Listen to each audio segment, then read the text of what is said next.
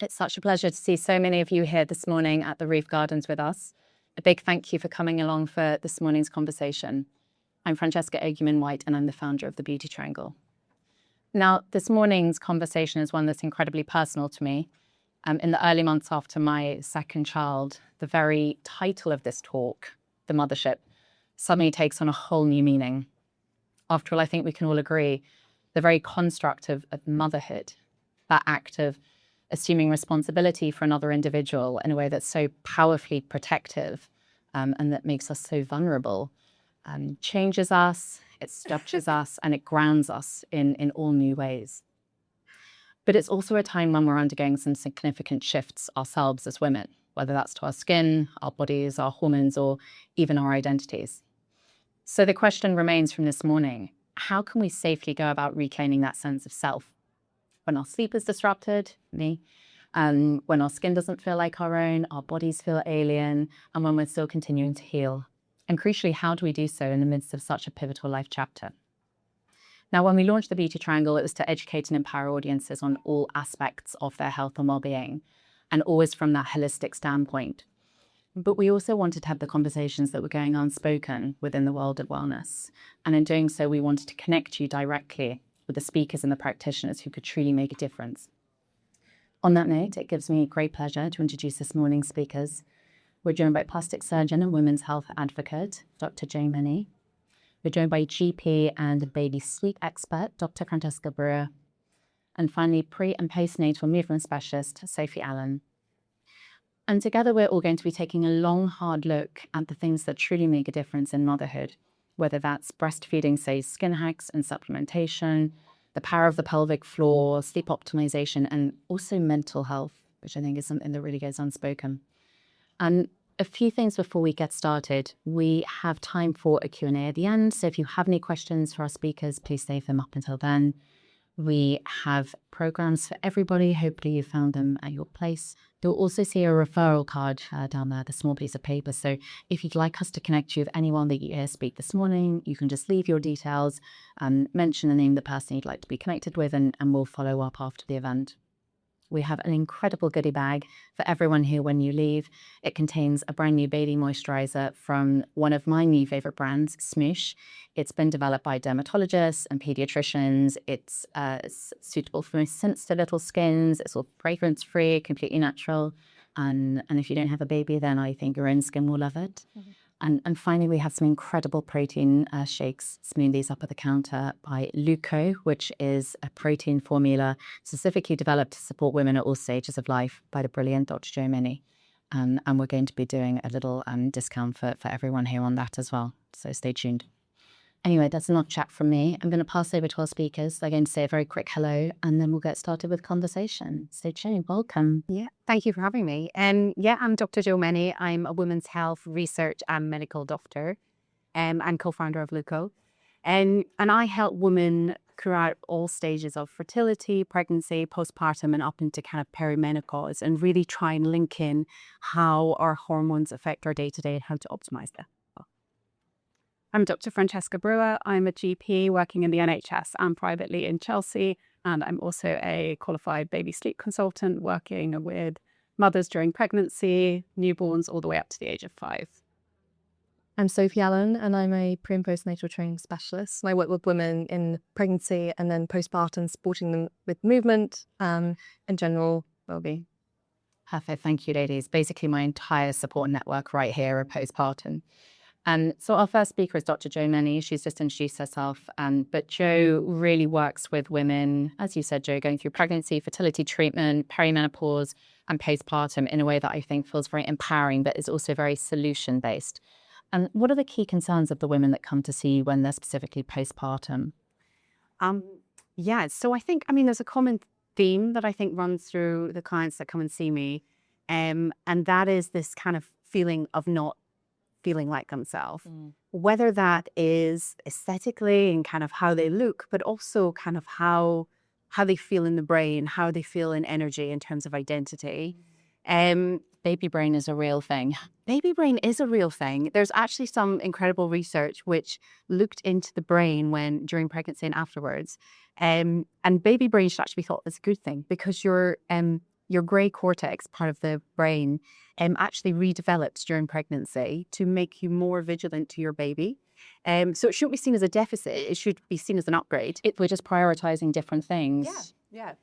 Not dinner anymore. Yeah, exactly. It doesn't feel like an upgrade at 3 o'clock in the morning when you're sleeping. Yeah, exactly. But it is. The brain is definitely firing in a different way. So yeah, it's about having a conversation about really moving away from this bounce back culture of which is so focused on aesthetics without really appreciating actually what's going on the body on the inside.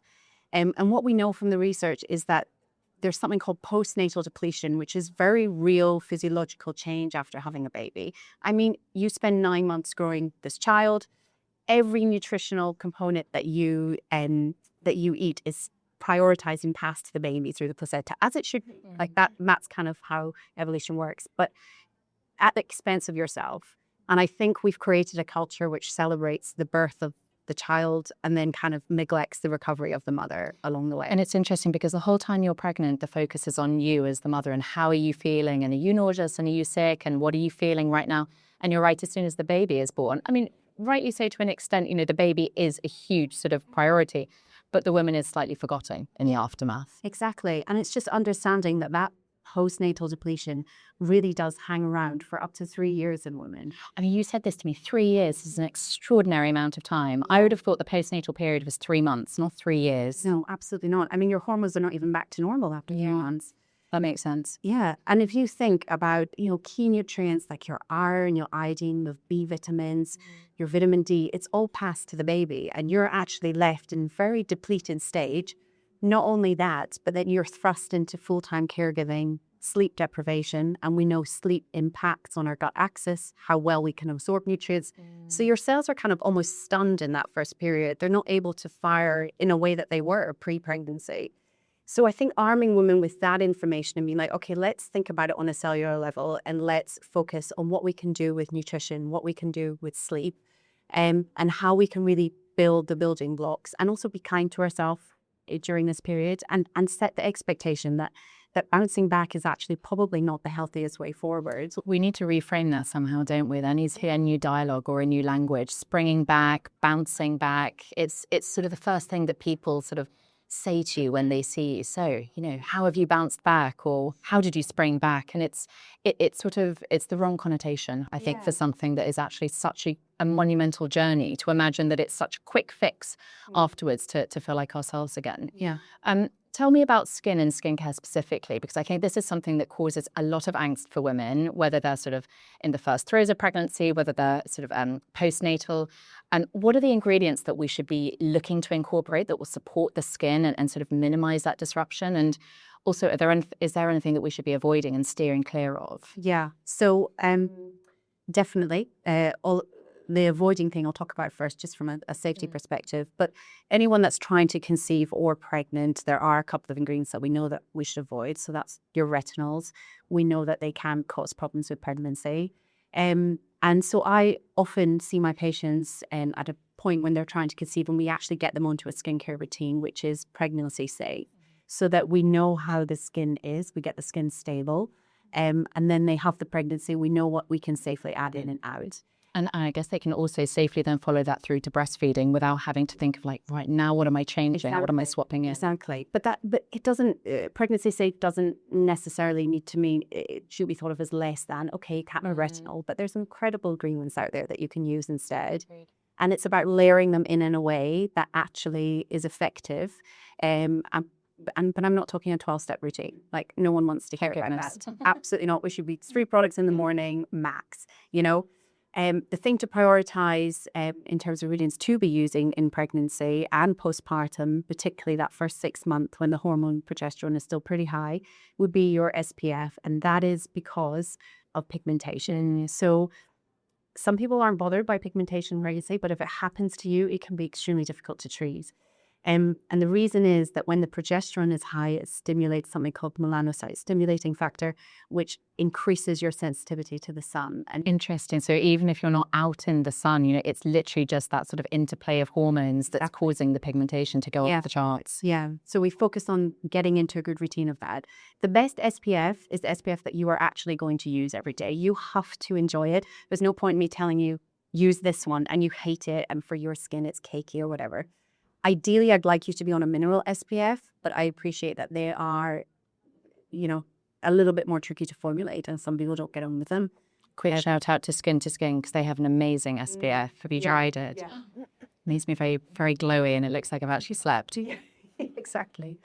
And then I think postpartum, we want to think about collagen stimulation. So your body is sending the collagen to your uterus. If you think it's sending it to your face in the first 6 months post-baby, it's not happening. The body, I know it's not.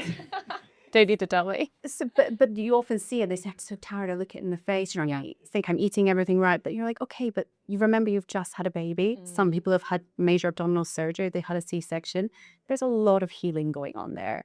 And so we can, at that point, think, when we get to the point where we're ready to do in-clinic treatments, think about potentially boosting that collagen. And that's really what we focus on. And there are treatments that can boost it locally, so we can do it for the face specifically and for other areas of the body. But it's seen as an adjunct to getting nutrition sorted first. Yeah, exactly. It has to be that sort of full package, doesn't it? Do you feel that women struggle with that concept of going back or maybe starting up with the aesthetic treatments following pregnancy? I mean, obviously there's a safe time to start, once hormones have settled and breastfeeding is no longer on the cards, obviously. Yeah. But it can almost be perceived as a bit of, I don't know, I don't want to say vanity, but there's an element of, I should be prioritizing something else. I have a baby. And I think that's something I hear a lot from women. Yeah. They put themselves very much at the end of that line. Yeah. And I think I'd say to that, there is a physiological process that you've just been through. Been through 9 months of pregnancy where you haven't had the nutrients. Then you're postpartum, which can last up to 3 years. You're looking after a small child. It's not so much like, oh, I'm aging, I'm vain about it. Like, your body has taken a big hit in terms of skin health, elasticity, and that's okay to approach that. But obviously there is the balance psychologically with what's going on and making sure that women are well supported during that time. But I think everyone is different. No one here has the same family support network when they have a child. No one here has the same breastfeeding journey. No one here has the same kind of finances in terms of going back to work and all of these things. And it's so multifactorial in terms of one woman's experience of motherhood that I don't think we can lump it all together and say, you should come at X months for a treatment. That's so true. It's recognizing how unique our situation is and then finding something that just fits in with our world and our routine. What about the concerns of the body? Because I think this is an area postpartum where women can look in the mirror and almost not recognize themselves. And that can last for a few months, that can last for a few years. I mean, you can have your entire family and still not fully come to terms with maybe how your body is looking. What are the things that seem to bother the women that you treat primarily? Yeah, so I think I treat a lot of women in terms of the stomach area of postpartum. And I treat them with regard to skin laxity or potentially areas kind of skin bulging or kind of stubborn areas of fat.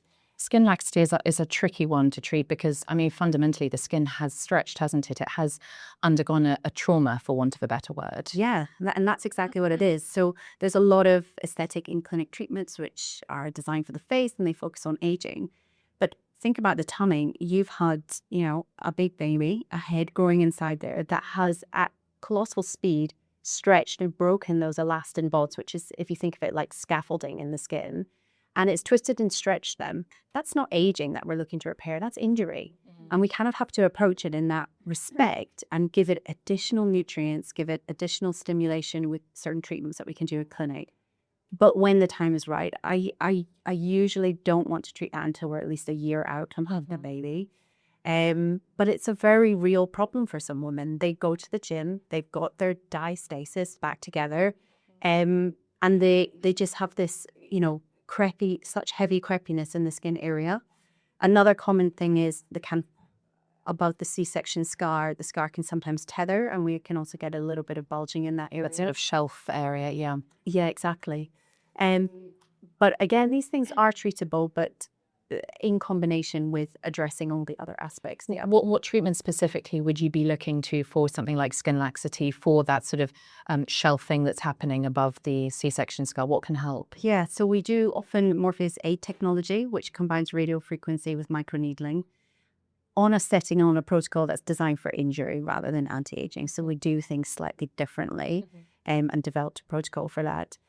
Other things that we can do are, and I'm going to say this with a caveat afterwards, it's fat dissolving injections, but we're not talking about a replacement for good diet and exercise. We are talking about those little pockets of stubborn fat which sometimes get stuck above the C-section scar. Or on my back. I mean, this is making it very personal, but I of course found back and love handles post-pregnancy. I don't know if it's sort of compensating for sort of the expansion and the front of your body, but yeah, it's interesting where we all carry these sort of stubborn little pockets, isn't it? Yeah. And what you're saying as well about, we often just think about the stomach, but your root's expanding in pregnancy. And You don't say that, don't they? So I've never been able to get into that dress ever since being pregnant. You know, shoes as well. You know, everything I think does. Yeah. It does expand to an extent. Yeah, I think we need to throw out the mindset that we're getting back to what we were pre-pregnancy. We are a different person. We have a different brain, as we've discussed. Yes. And our body has gone through all of these changes. And, you know, I think once we support it and get through this recovery period, which it is, you come out of it, you know, a kind of stronger person on the other side. I love that concept. Sort of rather than trying to reclaim your old identity, it's sort of deciding and determining what you want your new identity to somewhat be as well, and being very proactive in taking charge of that. Yeah, it's a really nice way to put it. And tell me finally about the importance of nutrition. You touched on it a little bit at the beginning and why it's so pivotal to health, because I think no matter how you bring a baby into this world, you know, we do as women draw on extraordinary reserves to heal and to optimize that recovery. You developed Luco specifically for women and, you know, for a lot of women who are postpartum. So what exactly is it doing to really support us in that recovery period? Yeah, well, nutrition is even the foundation of what we do. You know, everything is additional to that. And I think what I was finding with my clients is they felt that they were doing everything right, you know, doing the exercise, taking the protein or the supplements, and they were still feeling this fatigue, and they still weren't feeling back to themselves. And actually, when you examine a lot of products that are out there, there are a lot of focus on male physiology. They're not designed for the woman's body, and that was what we wanted to break down. We wanted to look, what does a woman's body need, and then build up from there, rather than take a product and put it in a pink packet and sell it to women. That's really interesting. I was having a conversation with another woman yesterday who was saying, actually, you know, when we think about performance, we often think about men and the sort of very masculine athletic traits, but actually high performance it's women and it's mothers. It's people juggling so many things in life. And actually that's where performance and supporting it really comes in. Yeah, definitely. And I think just having an understanding about what those nutrients might be, and like, that's actually might be what's causing the fatigue and the brain fog and these things that you're feeling in this period. And if you can support that with a kind of clean product, because that's the other aspect of it. A lot of these things have sweeteners and gums and emulsifiers, and we know that gut-brain axis, and I think we talk about it a lot more, and people have an understanding of it, that if you inflame your gut, then that means that you're not absorbing the nutrients properly, and it can also, you know, impact on kind of mental health and have all of these rollout effects on other aspects. So I think caring for the gut along the way, and thinking about minimizing ultra processed food, and thinking about, okay, if I pour into myself, the day becomes better. Like rolling those habits, stacking those habits back to front. So you start the day and you give yourself a good start, then what we know is that habit formation is likely. Your choices for the day are likely to continue to be positive. I think there's often when people make a bad choice in the morning, like, well, that's it, go start it tomorrow. Which, that's so true. We sort of throw the day away somewhat, don't we? We're like, yeah, start again. Tomorrow is another day. Yeah, exactly. But no, we just wanted to create something at Luco. It was actually when I was breastfeeding and I couldn't find the right thing that I needed. And we have a product which is the only product in Europe, which is pregnancy breastfeeding safety certified as a practitioner. That's absolutely incredible. And it's absolutely delicious. So do try some if you haven't yet already. And Jo is very kindly offering everyone here a discount off Luco. So if you'd like to take up that offer, then please just leave your name and your details on the referral card and we'll get that over to you. And Jo, that's so fascinating. And I have so many more questions for you, but I'll save them for offline because, yes, it's all about me. And thank you so much for your time.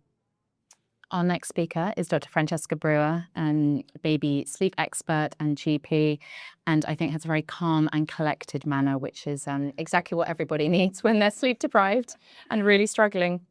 But Francesca, what are the sort of key issues that bring, well, I was about to say women, but I suppose families to your door actually when it comes to the sleep disruption? So most of the clients that come to me are probably first-time parents because they're experiencing difficulty with sleep for the very first time.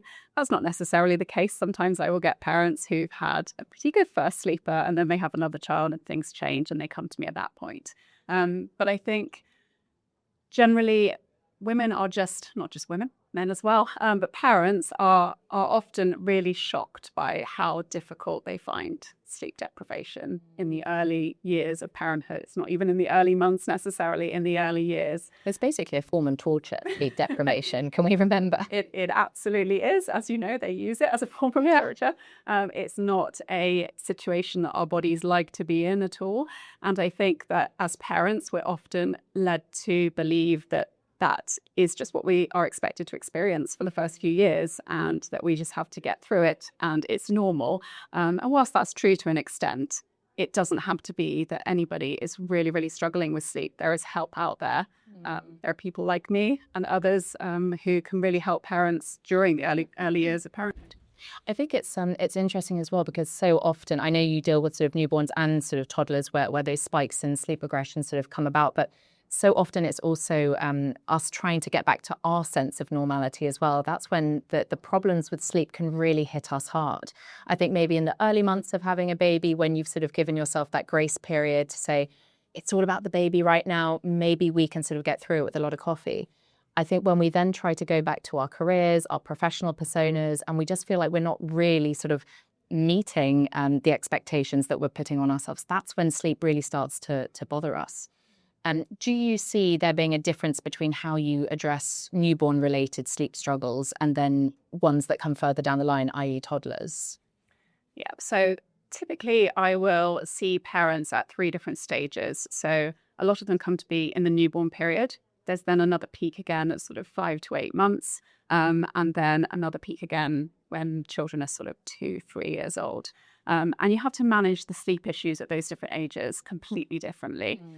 So in newborns, a lot of the time, it's really more about supporting parents and helping them understand what's normal when it comes to newborn sleep. Because if you're a first-time parent and you haven't experienced it before, and in your antenatal group, perhaps some parents are luckier, their baby's sleeping better, you think, what's wrong with my baby? What am I doing wrong? Definitely. So for newborns, it's a lot about explaining what sleep should be like at this age, what's normal, and what things we can do to try and optimize sleep as much as we can to make things a little bit easier for the parents. When it comes to the older group, or sort of 5 months plus, at that point, parents are a few months in terms of their sleep deprivation, and they're willing to try anything. They're willing to try anything, and they often have. By the point they come to me, they've really tried a lot of things, and they just feel like they're not getting anywhere. And at that point, we can treat things quite differently. A baby is much more robust at that age. They are physiologically and mentally able to understand when we are trying to teach them new skills. And at that point, we can really, just like any other new skill, help them learn how to sleep a little bit better. And then when we get to the toddler age, it's completely different again. We deal with toddler sleep problems in a very different way. At that age, toddlers are going through a lot of things. They've got language development, they've got separation anxiety, things like moving into a big bed where they suddenly have the freedom to climb out of it. Somebody was saying to me just now, their baby's just learned to crawl out their cot and their life just completely changed.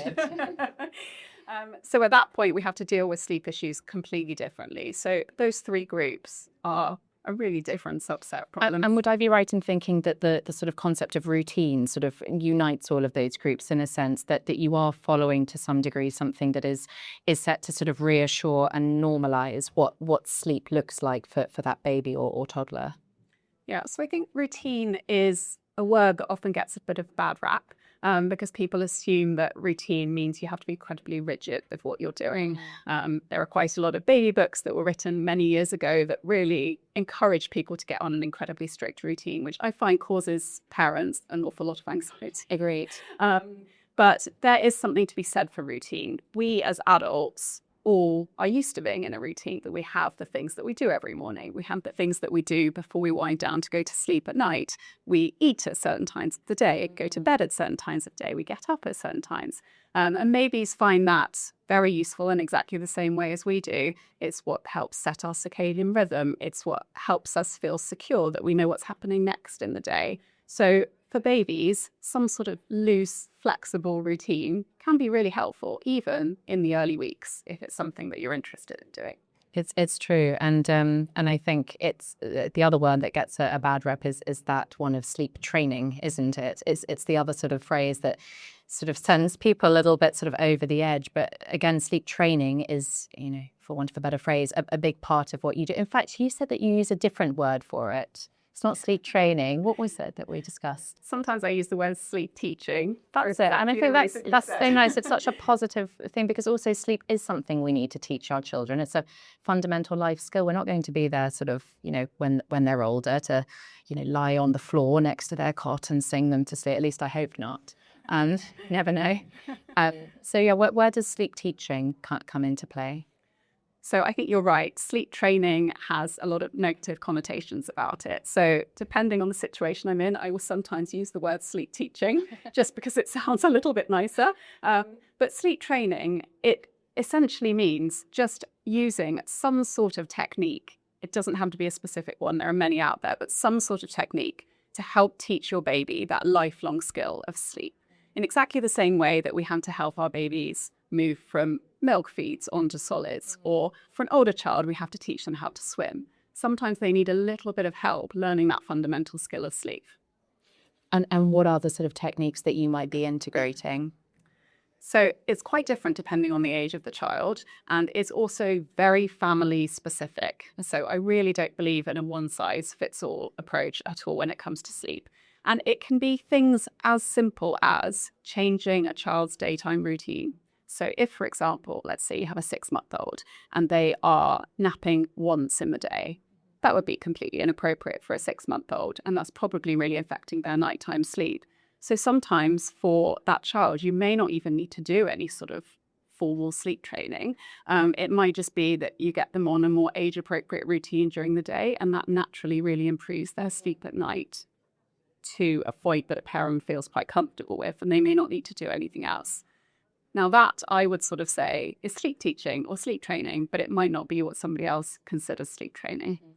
You do then have the sort of sleep training methods, of which there are a number that you can use. And again, these change depending on the age of the child and depending on the child's temperament and what the parents feel comfortable with. But if anybody ever is thinking that they need to help their child with sleep, please know that there are lots of different methods. When you hear the word sleep training, it doesn't necessarily mean that you're closing the door and leaving a child until the morning, which I think is what a lot of people assume that term means. Definitely. I think it's just instilling those healthy habits and sort of making sure they understand what a good night's sleep actually looks like. What role does nutrition play in a good night's sleep, both for, I guess, the parents, but also the children?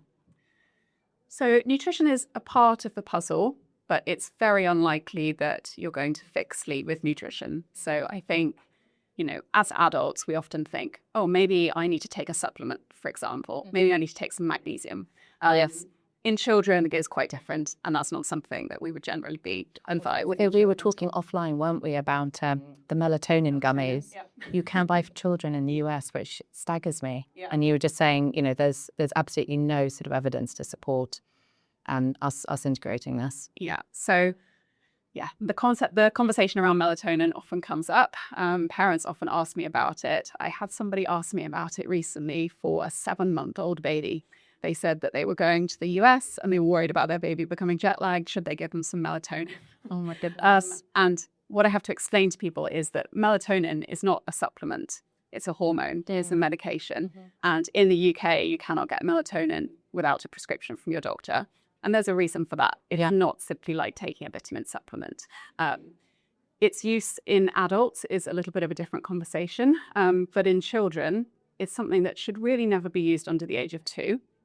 And if it is going to be used in children over the age of 2, it's something that is always going to be prescribed by a pediatrician. Even as a GP, I would never be prescribing children melatonin. It's just not appropriate. But parents will often go to the US or to other countries where you can buy melatonin gummies over the counter, assume that it's safe, bring them back and say, oh, this worked brilliantly. And then their child years later is still taking melatonin every night to sleep. You don't want any of these things to become a crutch, do you? It's almost learning how to instill healthy sleep habits without having to rely on external aids. Exactly. Most of the problems that people experience when it comes to sleep in young children, if we ignore the rare sort of medical issues for a moment, for most children, if they're struggling with sleep, it's usually a behavioral issue that can be fixed with behavioral interventions rather than medication. That's really interesting. And I wanted to touch on mental health because we spoke about the sort of very powerful correlation between sleep deprivation and also postnatal depression. Is that something that you see a lot in practice? And what sort of signs do we need to be attuned to? Because I have to admit, I sort of going back a few years, I had many friends who actually suffered to some degree with postnatal depression. I think I was very ignorant to it. And I think it's something that as women, probably we are very able to hide in some sense. So how can we go about identifying it and also supporting those who are sleep deprived and potentially in not a good place? Yeah, so there's a lot of crossover with sleep deprivation and for postnatal mental health. And as a GP, if I look at this with my GP hat on for a moment, I will very often see women who are struggling with their mental health postnatally. And to be completely honest, before I trained as a sleep consultant, I'm not sure that I really asked about how well their baby was sleeping when I was assessing a woman who was obviously at risk for postnatal depression. Now I'm very aware that that's a really important risk factor. So now as a GP, if I'm seeing somebody that comes in worried about their mental health after having a baby, one of my main questions is, how are you sleeping and how is your baby sleeping and how are you coping with that? Because a lot of the time, sleep plays a huge role in it. And if we can help a woman get support with her baby's sleep and therefore her sleep, it can really significantly improve her chances of recovery. Whereas if we don't tackle the sleep side of things, and she's trying to recover from postnatal depression, that's very difficult to do. As all of us know, if we have a few days where we don't sleep well, our mental health definitely doesn't feel brilliant. Yeah. And so imagining trying to recover from postnatal depression, which is incredibly multifactorial, but if you couple that with bad sleep, that's going to be very, very difficult. Agreed. And finally, do you have any advice for parents, mothers who are struggling with sleep? I mean, obviously, booking in with yourself imminently would be one option, but anything else we can almost do on the day-to-day or sort of little tricks or hacks, for the middle of the night that can help us resume that sense of sanity? So I think when it comes to sleep, the main piece of advice that I could give is whatever you decide to do to try and improve sleep, consistency is the most important thing. So where people often come unstuck, when they come and see me, they say, I've tried absolutely everything. And they really tell me everything they've tried. And so they've actually been bouncing around. Exactly. Everything they've tried is something that probably would work given enough time. But because they felt that it didn't work in those first couple of days, they then immediately changed to something else. So if you feel that you need help with sleep, do some research, speak to an expert, find a method that you feel will work for you and your family, something you feel comfortable with, something that you feel you can do consistently, and then try and stick to it. Because babies love consistency and they will respond to that. Consistency is key, definitely. I feel like my microphone stopped working. Thank you so much, Francesca. That was fascinating. And any questions for Francesca? Thank you. We'll come to those at the very end. Amazing. So our final speaker is Sophie Allin, pre- and postnatal movement specialist. And Sophie actually came to my house, I think, when my daughter was about 8 weeks old. So I can personally attest to how intelligent and thoughtful I think her approach to supporting you in that sort of postnatal early stage, early chapter really is. But Sophie, who are the key women who are coming to your door, and what are they looking for when they want to train with you? So a lot of the women that do often come are first-time mums going through pregnancy for the first time and wanting a bit more advice on how to move safely, effectively, and with confidence. And then there is a group which then transition into postpartum, which is really beautiful. So I'm working with the mothers, and the bump is getting bigger, baby arrives, and then it's supporting them in those early months too. But then there have been clients that I've had in the past where, they've suffered a miscarriage, and they're very, very anxious and go through pregnancy. And that's a really special time as well, because it's really helping those particular women slow down, really individualize their support, and just seeing all that kind of flourish. So it's a mixture of everything, really. I love your approach, though, and it's interesting because, to work with pre or post natal women, through exercise, you need a sort of special qualification. I know, I'm sure.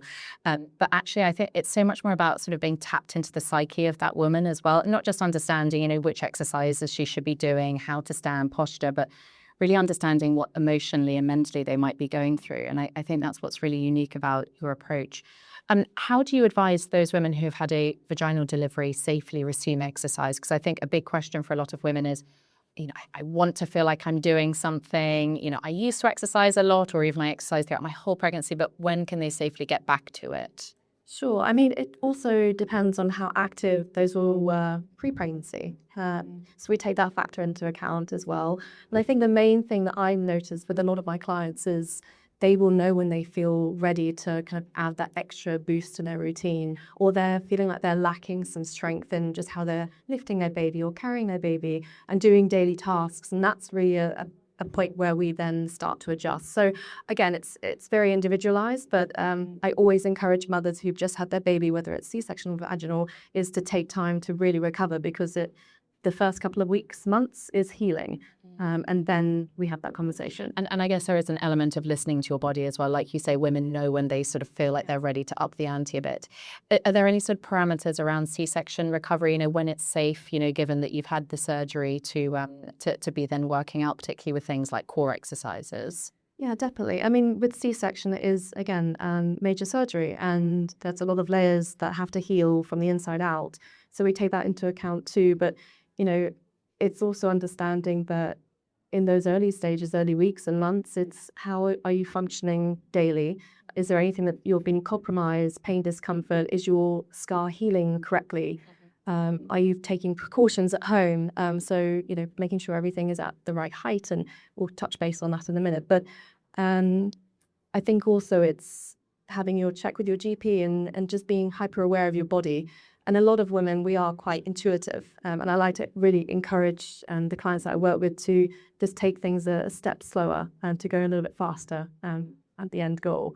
But again, it's very individualized. If you've got a toddler running around and you've just had a C-section and maybe you haven't got support at home, and toddler wants mummy to lift you up, you either have to tell your toddler that it's not possible right now, or find an alternative. But it That's how loudly they scream. I definitely did it in the first week. I was like, oh no, I really shouldn't have done that. I think there's also ways you can, mothers can adapt, and it's maybe instead of picking them up from the ground, it's getting them onto the sofa and maybe cuddling them to the sofa. So making those short adjustments. But C-section, returning to movement is a little bit more complicated. And what about the pelvic floor? Because this as a muscle gets a lot of airtime in postnatal conversations.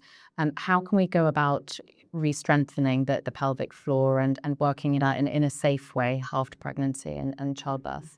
So the pelvic floor can always be worked on, and I think going through pregnancy and also in your postpartum period, your pelvic floor is a lot more weakened. But I like to encourage clients to start with their pelvic floor after we've had their baby with your first sweet. Holding it in and understanding how strong that feels. Breath work, integration of that too, understanding how your core and your pelvic floor work together, and that lineage is really, really important. And then understanding that integration to movement too. So again, you could start with pelvic floor work lying down in your bed in the early days. just allow you to hold and release on the toilet, and then sitting, and then progressing up to standing, and then progressing up to exercising and lifting. So it's a good progression. But yes, actually, when you came over, and I'm now sort of recalling this as well, very early, sort of blurry days, but that there was almost an element of that Pilates control that came through in the work that you were doing, because it's about doing a movement, but it's about holding the pelvic floor at the right moment, breathing at the right moment. It's quite a lot, actually, to remember. I definitely got all the orders wrong, like multiple times. You were constantly correcting me. Thanks. Baby brain. But yes, it's very interesting how evolved that process is for an exercise that actually from an outsider's perspective looks incredibly simple. It's very powerful, I think, that the work that you're doing with these women. You touched on the sort of concept of making those incremental changes, getting your toddler up onto the sofa, for example. And it always strikes me as very interesting that posture is a huge thing postnatally, whether you're breastfeeding or picking up a baby or carrying them around, you're always in that sort of very protective hunch sort of posture. And as soon as I start personally doing exercise, all that goes out the window. My posture is perfect. But, for the rest of the 99.9% of my day, my posture is terrible. So how do you go about helping women to integrate better posture so that it's not just a when I'm exercising, that actually it's something that is going to improve and serve them long term? Sure. So I think posture starts from your foundation. So how you stand, how you sit as well. Cosmics. And being conscious of, how you're gripping the floor and grounding yourself. But then it works its way up. After your baby's been born as well, your body is in this change from anterior kind of lean. So your weight is at the front of your body because your baby is obviously in your bum. And then as you start to adjust and get stronger again, you posteriorly your glutes and your quads your glutes and your back need to be engaged too. But alignment-wise, you need to also focus on how you're breathing. A lot of people breathe high into the chest, so stress breathing or not deeply breathing, and that can play a role in that alignment also. But using tactics at home, so trying to stretch a little bit more often. If you have a doorway, like opening both arms up, stretching your chest down in front. Focusing on reaching as well, because a lot of the work you'll probably be doing, whether you're breast or bottle feeding, it's forward hunching. And then how you just generally everyday movement. Can you sit up a little bit taller? It's a little more every time. And just putting the shoulders back. If your breasts feel heavy during breastfeeding too, that's, we always naturally want to go into that comfort zone, but actually you're rebuilding in your postpartum. So you really do need to just small adjustments every day. You were saying to me there was a lady who you worked with recently and she was breastfeeding, and you made just a few tiny changes to her posture because it was almost that same position that she kept falling into every sort of few hours that was really sort of detrimental. I think also when you are feeding, again, bottle or breast, is around 52 hours a week, which is quite a lot. Full-time job. Wow. So true. But, this particular client, she was sitting on a sofa, crossing her legs and not having any support under the elbows. And the baby was always on the same side for longer than the other. And as soon as we adjusted to make the legs bent and either on a pillow on the floor or legs out slightly bent on the sofa, that changed her whole pelvis position. And she was a lot more comfortable, didn't have any pelvic pain. Her pelvic floor started to function a lot better. So it really is all these small incremental adaptations. It really makes a difference. And I think your home environment is such an important sort of facet within that as well. And you do a very interesting home edit, I want to call it. I don't know if that's what you call it, where you sort of go around and you assess things like, how you pick the baby up and how you put them in their pram and how you take them out of the cot. And why is that such a pivotal part of what you're doing with the postnatal clients? I think because at that time, your mothers are on autopilot, and it's just go, and one task to the next without being hyper aware. Not because you don't want to be, it's just that's not your priority.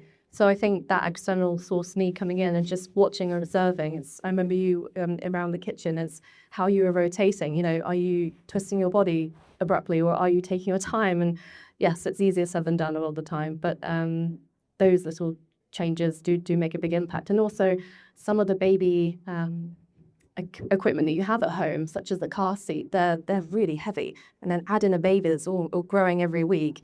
How far are you really taking that into the house, out of the house, upstairs, downstairs? I can barely lift mine anymore, I know, to delegate it every time. So I think being aware and, say, look, instead of just using your strong side, let's use the weak side too, because your body is only going to be as strong as your weakest part. And that from a movement perspective is huge. So again, rebuilding. It's very interesting as well, to use your weaker side as well, because that is sort of training and balancing the body as well. It's not just sort of preventing damage, but it's also optimizing the body and helping it to find that stability and that balance. And with all the physical changes that arise sort of postnatally, how do you help women to keep everything in check, sort of emotionally, hormonally, mentally? I mean, Jo and I spoke about it as well, this concept of like springing back and snapping back, whatever we want to call it.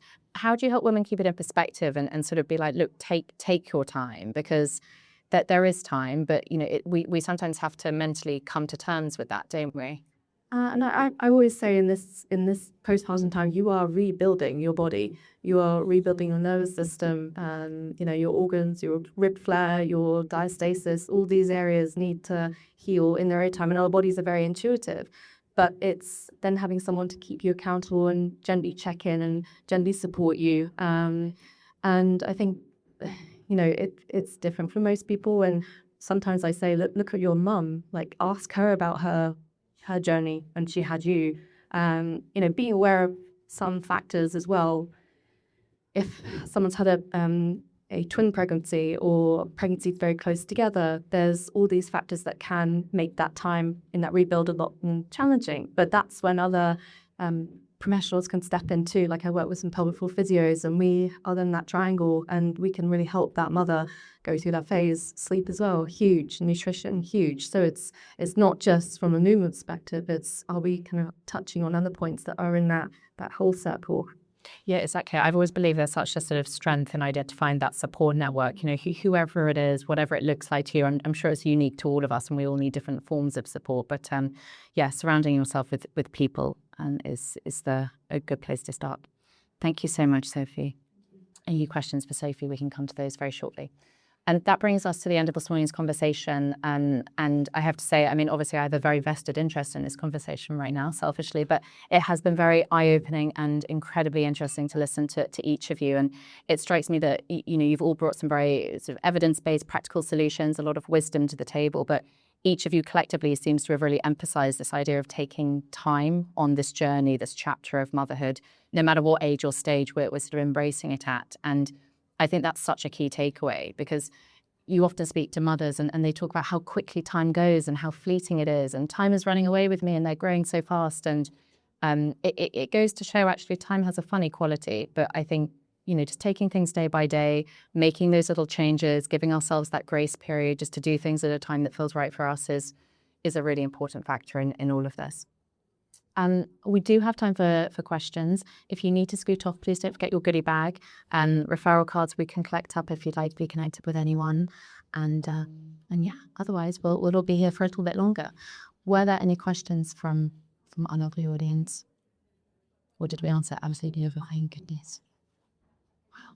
I have one very quick question, because I wanted to ask you, Jo, about hair and hair loss. It struck me as we were having this conversation, I kept faffing around with my hair. How do you go about supporting women postnatally with hair loss and sort of helping them to keep it in check? Yeah, definitely. So just to provide the background to it, so a kind of hair follicle goes through 4 stages. It's natural that it gets to this growth phase, and then it gets to kind of a static phase, and then it kind of falls out. And this is normal. It happens, in everyone. But when you're pregnant, the interesting thing about the hormone shin is it actually holds your hair in this static phase and doesn't let it fall out. So everyone's like, oh, I've got my best hair in pregnancy, everything's looking great. And then that kind of period, postpartum, around about 3 months, when the hair starts shedding at an incredible rate that you've probably never seen before, this is because that hair didn't shed in pregnancy. It's not like it's additional shedding, but because it's all happening at the same time, rather than kind of day by day, as it feels monumental. It feels that, and you see it more often. And so it's actually a common thing that I see women for in clinic and treat. And number one, not to keep harping on about nutrition, but a lot of the time, whether it's postpartum or not, or whether there's hair issues, we do need to usually run an iron panel. So ferritin, we know, which is the measure of iron in your body, is very much linked to hair loss. And that's often depleted postpartum. And we're talking postpartum up to 3 years. So that would be the first thing that we check in clinic, just to keep an eye on that. And I would want to see the results, because there's a difference between normal and optimal. So we really need to look at the numbers on that. And then thinking about things, so there is minoxidil, which is FDA approved topical treatment that you can use at home. And Is that post-breastfeeding? that can be used in breastfeeding. Oh, interesting. Okay. Not in pregnancy. Note to myself. And then the thing that we usually do in clinic, though, is we do PRP treatment, which is when we draw some blood, we spin the blood to get all the kind of growth factors concentrated.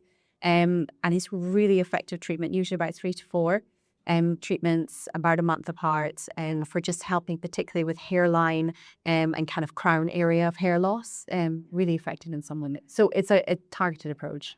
Kind of, a few things happening at the same time. Exactly. But sometimes I think that's the best of, is that synergistic approach. And that's when you really see those sort of long-term results. On the subject of testing and sort of the medical side of it, actually, Francesca, I wanted to ask you about potential questions that you get asked as somebody who's a GP and also a sleep expert, if there's anything that from a sleep perspective we need to be digging into a little deeper.